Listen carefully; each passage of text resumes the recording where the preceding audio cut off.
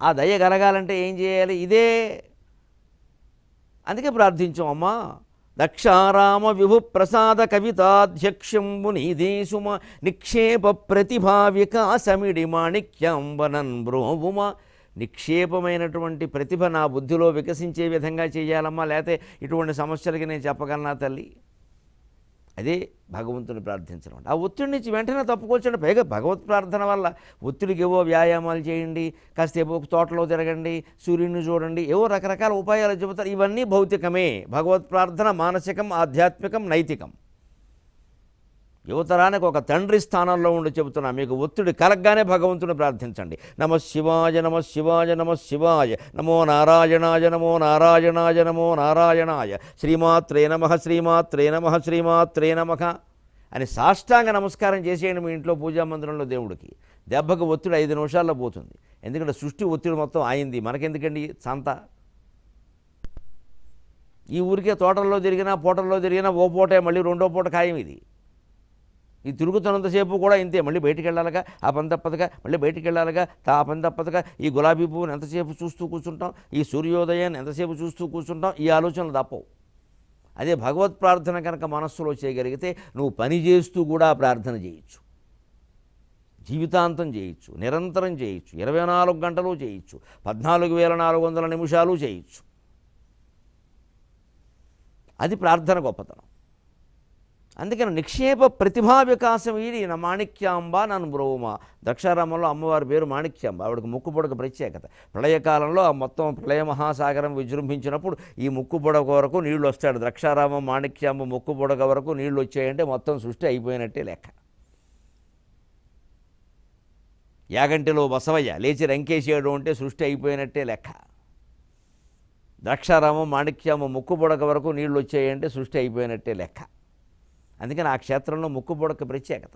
వీళ్ళ ముక్కు పొడకను దర్శిస్తారు అందరూ కూడా. తారాకాంతి తిరస్కారి నాసాభరణ భాసురా అని దండం పెట్టుకుంటారు. అంచేత మాణిక్యాంబ, అమ్మ నువ్వు నాకు నిక్షేపమైన ప్రతిభా వికాసం అమ్మ నాకు ఇచ్చింది ఆవిడ. గారికి బూరికిన్ గిరిజ కప్పుకు నిప్పుకు ఏకపుత్రుడన్. గారికి బూరికి ఏమిటండి, ఎలా చేస్తామండి? దాని కీలకం ఏమిటి? గిరిజ కప్పుకు నిప్పుకు ఏకపుత్రుడన్. అట్నుంచి నరుక్కు రావాలి. ప్రతిభ అంటే ఇది, అట్నుంచి నరుక్కు రావాలి. గారి బూరి ఆలోచిస్తే సమస్య తోచదు. విద్యార్థులు యువతరము ఆలోచించవలసిన విధానం ఇది. జీవితంలో సమస్యలైనా, సాహిత్యంలో సమస్యలైనా పరిష్కరించేందుకు విధానం ఉంది. అట్నుంచి నరుక్కు రావాలి. ఎవడో పిల్లాడు ప్రేమించాను అంటున్నాడు, వాడికి నచ్చ చెప్పడం వీలు కాకపోతే అట్నుంచి నరుక్కు రావాలి. వాళ్ళు వింటారేమో పోనీ చూద్దాం, అవసగా తప్పేముందో ప్రయత్నం అంటే అట్నుంచి నరుక్కు. అప్పుడు అట్నుంచి నరుక్కొచ్చా. ఏకపుత్రుడన్, ఎవరో ఒక ఆయన నేను ఒకే ఒక కుమారుణ్ణి అని చెబుతున్నాడు. అంటే ఆత్మకథ అంటారు దీన్ని. తానే చెప్పుకుంటున్నాడు, ఓ ఏకపుత్రుడన్ అంటున్నాడు. అంచేత ఒకే పుత్రుడు ఉన్నవాడు ఎవరు ఉన్నారు? రకరకాలుగా ఉన్నారు. కానీ కుమారస్వామి, వినాయకుడు ఇద్దరు కుమారులు. మరి కొన్ని కుమారస్వామి అవుతాడేమో చూద్దాం.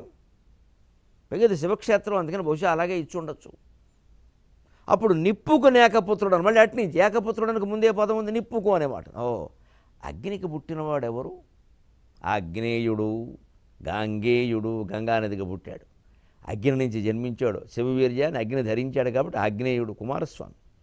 గంగానదిలో కొంతకాలం ఆ శివవీర్యం ఉంది కాబట్టి గాంగేయుడు కుమారస్వామి. తర్వాత ఎల్లుగడ్డి భరించింది కాబట్టి శరవణ భవ కుమారస్వామి. దొరికింది సమాధానం. అమ్మవారి దయ అంటే అది. కానీ మన బుద్ధిని మన ప్రయత్నం చేయాలా వద్దా? పదును పెట్టాలా వద్దా? ఊరికే కూర్చుంటే రాదండి, ఆలోచన చేయాలి. ఎందుకంటే ఆలోచన కూడా ఆలోచనలు మనకు అందించిందే కదా. ఆలోచనలు అంటే అమ్మవారి లోచనాలు. ఆ ఆలోచనలు లేకుండా ఆలోచన రాదు కదా. ఆవిడ కళ్ళు తెరిస్తే సృష్టి ఏర్పడింది అన్నప్పుడు ఆలోచనలే కదా. ఆలోచనలే మన ఆలోచనకు మూలం. అందుకే ఆలోచన అన్నారు దాన్ని. ఈ ఆలోచన ఎందుకంటే ఆలోచనలు కనబడ్డానికి. అందుకే దీనికి ఆలోచన అని పేరు పెట్టారు సంస్కృతంలో. ఆలోచన ఎందుకయ్యా అంటే ఆలోచనలు కనబడ్డానికి. ఆలోచనలను చూడడానికి ఆలోచన, కానీ ఈ లోచనలు విరోచనలు చూసుకోవడానికి కాదు ఇక్కడ. అంతే, అక్కడ వదిలేయాలి ఆ విషయం. అప్పుడు వెంటనే తోచగానే మరి మిగిలింది ఎలాగా? ఓ గిరిజ కప్పుకు, గిరిజే కదా కుమారస్వామి తల్లి. మరి కప్పు ఏమిటి? కప్పు అంటే కొప్పు, శుభ్రత అనే అర్థాలు వస్తాయి. కప్పు కబరు పుట్టరు, టీ కప్పు కాదు, శుభ్రత కాదు. అప్పుడు అప్పుడు గిరిజకు అప్పుకుహో గిరిజకు అప్పుకు అప్పు అంటే నీరు పృథివీ తేజో వాయువు ఆకాశం అప్పు అంటే నీరు నీరు గంగానదోహో నీటికి కూడా పుట్టాడు కుమారస్వామి అనేది ఖాయమైంది. ఇప్పుడు అప్పుకోని విడదీయడం వల్ల ఇంకోటి ఖాయమైంది ఛందశాస్త్రం ప్రకారం. గిరిజకు ప్లస్ అప్పుకో అన్నప్పుడు యతి ఎక్కడ పడింది? అకారం మీద పడింది. గిరిజకు అప్పుకు నిప్పుకు అకారం మీద పడింది కాబట్టి ఆ గారికలో ఉన్నది కూడా అకారమే. ఎందుకంటే అది గకారం అయితే ఇక్కడ అకారం మీద యతి వేయకూడదు. అక్కడ ఉన్నది కూడా అకారమే అయి ఉండాలి. అందుకే పృచ్ఛకుడు ఇందులో పెట్టించాడు. ఇచ్చిన వాళ్ళు సామాన్యులు కాదు కదా, వాళ్ళు పండితులు.